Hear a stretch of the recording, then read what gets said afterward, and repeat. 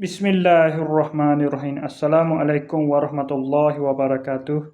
Berjumpa lagi kita di channel saya. Hari ini hari Isnin 8 Mac 2026 Masihi bersamaan dengan 9 Mac 2026 Masihi bersamaan dengan 9 Mac 2026 Masihi bersamaan dengan 19 Ramadan 1447 Hijriah. Sekarang ni pukul 5 pula dah. Pukul 6.50 minit petang. Seperti biasa, video daily report kita untuk hari ini. Malam tadi pula dah.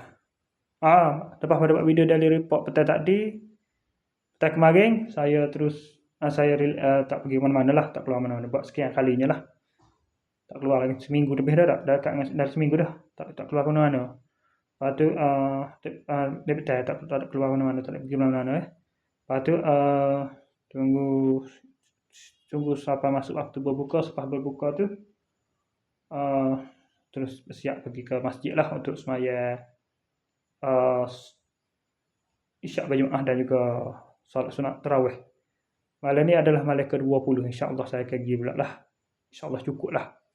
Tahun ni, apa panggil tarawih saya ni.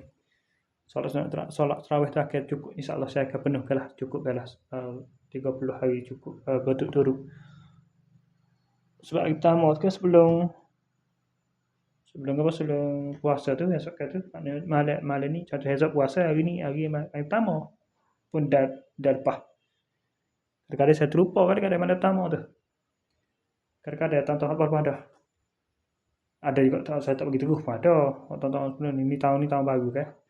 Saya antara azal tu lah.